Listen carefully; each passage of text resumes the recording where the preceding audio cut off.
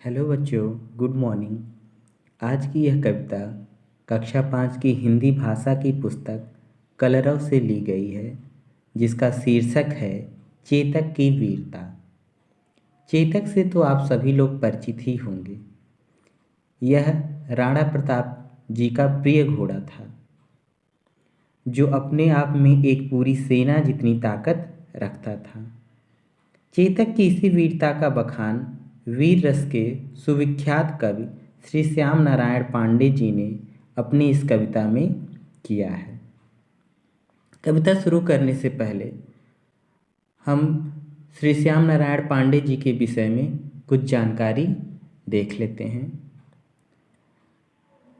ये वीर रस के सुविख्यात कवि थे, जिनका जन्म सन 1907 में जनपद मऊ, उत्तर प्रदेश में हुआ था।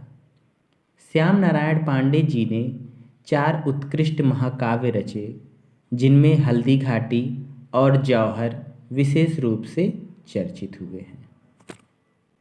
आइए अब कविता का गायन करते हैं और साथ ही इसका भावार्थ भी देखते हैं।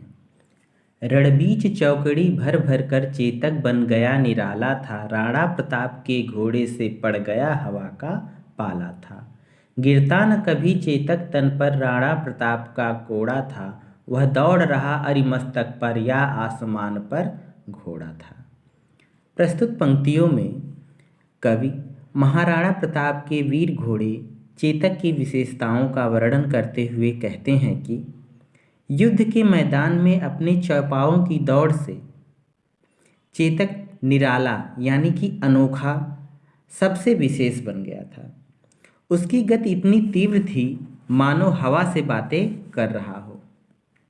राणा प्रताप को कभी अपने कोड़े के प्रहार से उसे अर्थात चेतक को संकेत देने की आवश्यकता नहीं पड़ती थी, अर्थात वह अपने स्वामी के संकेत को बिना बताए ही समझ जाता था। युद्ध के मैदान में उसकी वीरता देखते ही बनती थी। वह शत्रुओं के मस्तक पर ऐसे चढ़ बैठता मानो उसके पांव धरती पर नहीं आकाश में पड़ रहे हों। जो तनिक हवा से बाग हिली लेकर सवार उड़ जाता था, राणा की पुतली फिरी नहीं तब तक चेतक मुड़ जाता था। कौशल दिखलाया चालों में, उड़ गया भयानक भालों में, निर्भीक गया हुआ ढालों में, सरपट दौड़ा करवालों में। आगे कवि चेतक का गुणगान करते हुए कहते हैं कि यदि हवा से भी लगाम हिल जाता था तो फुर्तीला चेतक सवार को लेकर तीव्रता से दौड़ने लगता था और राणा का इशारा समझने में उसे एक क्षण की भी देर नहीं लगती, अर्थात राणा के इशारा करने की देर होती कि चेतक तीव्रता से मुड़ जाता था। युद्ध के मैदान में उसका युद्ध कौशल आश्चर्यजनक था।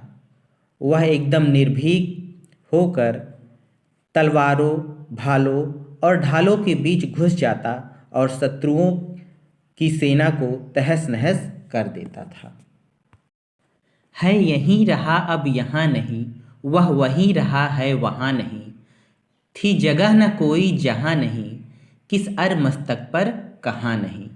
बढ़ते नद सा वह लहर गया, वह गया गया फिर ठहर गया, विकराल वज्रमय बादल सा अर की सेना पर घहर गया। आगे कवि कहता है कि चेतक की फुर्ती सभी को आश्चर्यचकित कर देने वाली थी। वह एक पल यहाँ दिखाई देता तो अगले पल ही कहीं और दिखाई देता। युद्ध क्षेत्र में कोई ऐसी जगह नहीं थी जहाँ चेतक ने शत्रुओं पर आतंक न मचाया हो। वह नदियों की तरह लहराता हुआ आगे बढ़ता और फिर जाते जाते ठहर जाता और भयंकर बहुत ही कठोर बादल की भांति शत्रु की सेना पर टूट पड़ता था। भाला गिर गया गिरा निसंग, है टापों से खन गया अंग, बैरी समाज रह गया दंग, घोड़े का ऐसा देख रंग।